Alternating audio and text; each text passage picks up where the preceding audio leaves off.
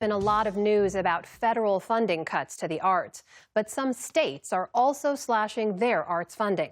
Senior arts correspondent Jeffrey Brown visited New Hampshire, where the cultural sector generated some $3.5 billion in revenue in 2023, but where arts groups now face a potential double hit. His report is for our series Art in Action, exploring the intersection of art and democracy, and part of our Canvas coverage.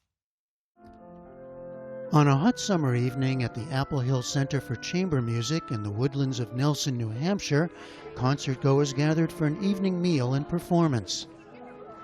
The center, celebrating its 55th season, was originally started as a summer music camp for young musicians, and later expanded to include students of all ages with a range of experience levels. In addition to instruction, a revolving faculty of professional musicians offers a series of concerts. Executive Director Sam Bergman says the center has become a staple of the Monadnock region of southern New Hampshire's thriving cultural life. We bring in as many as 300 students a year for our summer chamber music workshop sessions. They live on campus, but they also go into town. Their families come to hear their concerts. They stay in hotels, they go to the restaurants, they go to the bars.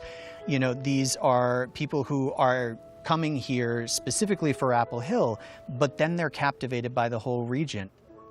But earlier this summer, Apple Hill got news from the New Hampshire State Council on the Arts that its funding had been cut.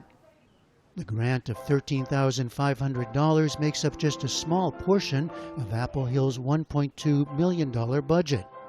But the cut, says Bergman, sends a troubling message. We know that the arts in New Hampshire provide a tremendous economic impact to this state and also provide a social impact in one of the oldest states in the country, in a state that talks incessantly about the need to keep the young people of New Hampshire in New Hampshire as they grow up, to provide a place that they want to stay and also to be a place that can attract younger people from elsewhere.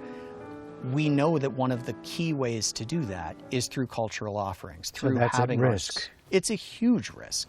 The cuts came as the state legislature voted to all but eliminate funding for the Arts Council, about $1.4 million last year, leaving just enough for one employee, down from 7.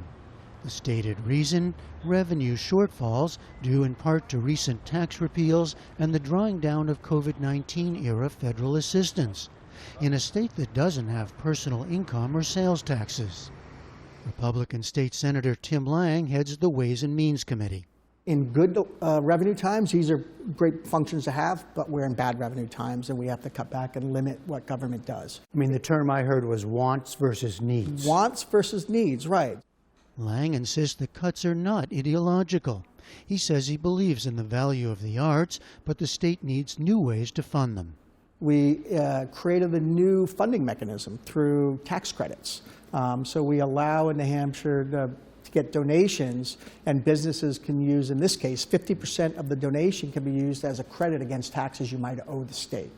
So rather than the money coming in and going back out, we just don't get the money.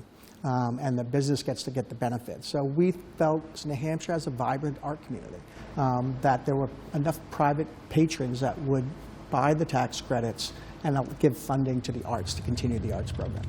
But it's not that straightforward, counters Sarah Stewart, Commissioner of New Hampshire's Department of Natural and Cultural Resources, which oversees the Arts Council.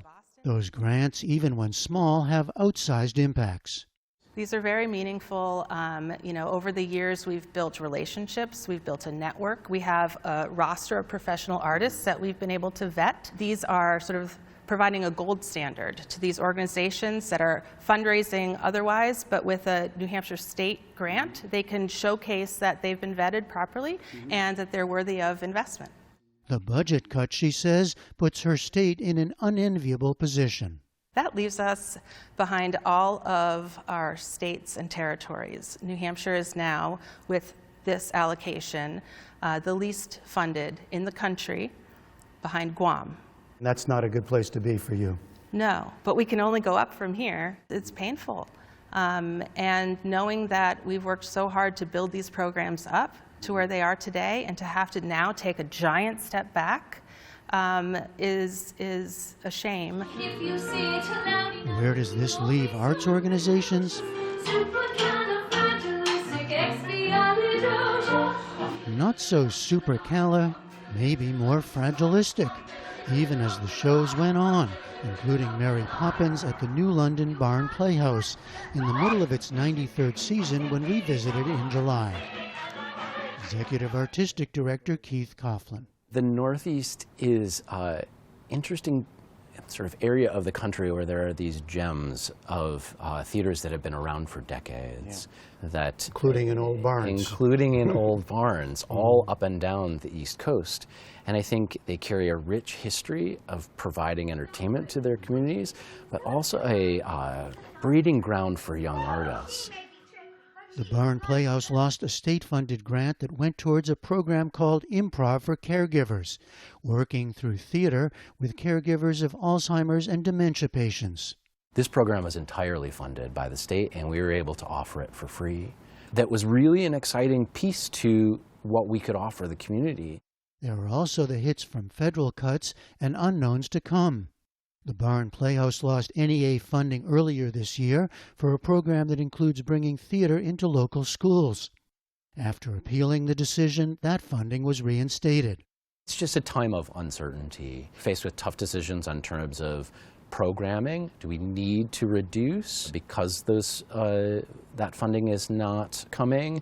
Do we need to change?